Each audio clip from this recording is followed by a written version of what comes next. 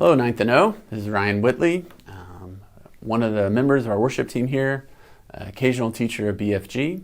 I'm here with you today for Devotionables, brief devotions for busy people.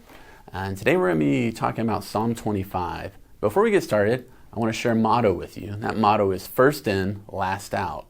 And that motto is the motto of the United States Army Pathfinders, unit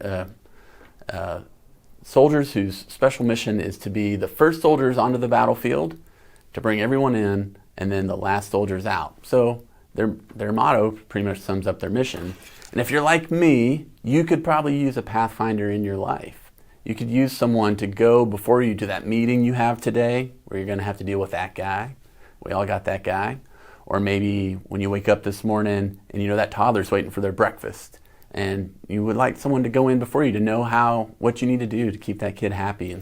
Or maybe even more seriously, you're going to that funeral of that person that you thought was going to be here forever. And we all find ourselves in situations where we don't know the right way to proceed and that we need help. And David was no exception. He was a warrior, so he understood how dangerous it was to go somewhere where you didn't know where you were going, but he knew that he could trust in the Lord. And in Psalm 25, he's asking the Lord to go before him. So let's read that together. So in Psalm 25, it says, "To you, O Lord, I lift up my soul. O my God, in you I trust. Let me not be put to shame. Let not my enemies exult over me. Indeed, none who wait for you shall be put to shame. They shall be ashamed who are wantonly treacherous. Make me to know your paths. Make me to know your ways, O Lord. Teach me your paths. Lead me in your truth and teach me. For you are the God of my salvation. For you I wait all the day long. Remember your mercy, O Lord, and your steadfast love, for they have been from of old. Remember not the sins of my youth or my transgressions. According to your steadfast love, remember me, for the sake of your goodness, O Lord. Good and upright is the Lord. Therefore he instructs sinners in the way. He leads the humble in what is right, and teaches the humble his way.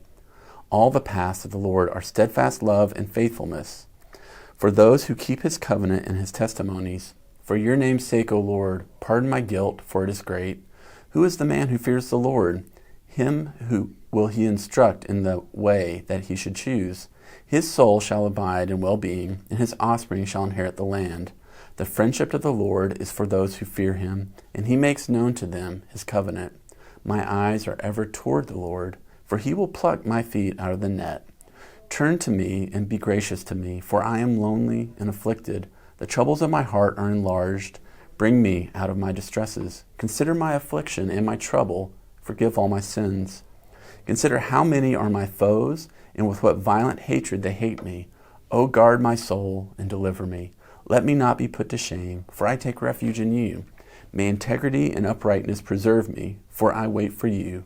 Redeem Israel, O God, out of all of his troubles." So, a wonderful psalm of encouragement. Since this Devotionables, we're going to hit 3 quick points, and hopefully this will encourage you throughout the day. So point number 1 is we can trust God to go before us. So if we read 4 and 5, it says, "Make me to know your ways, O Lord, and teach me your paths. Lead me in your truth and teach me. For you are the God of my salvation. For you I wait all the day long." So we can ask God to show us the way and know that he will teach us. And in 8 and 9, "Good and upright is the Lord. Therefore he instructs sinners in the way. He leads the humble in what is right and teaches the humble his way."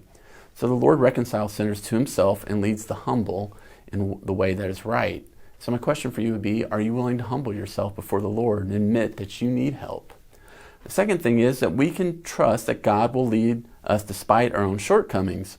So in 6 and 7, David says, "Remember your mercy, O Lord, and your steadfast love, for they have been of old. Remember not the sins of my youth or my transgressions. According to your steadfast love, remember me, and for the sake of your goodness, O Lord." So that we can rest in the promise that we also have in Romans 8:1, that we have no condemnation before God now for the work that Jesus Christ has done in all of us. So if you're going into that situation, we don't need to be worried about our past sins. We just need to confess them and ask the Lord for forgiveness and to trust that he'll be with us. And then finally, we can trust that God will protect us from our enemies. So in verse 19, David says, "Consider how many are my foes, and with what violent hatred they hate me.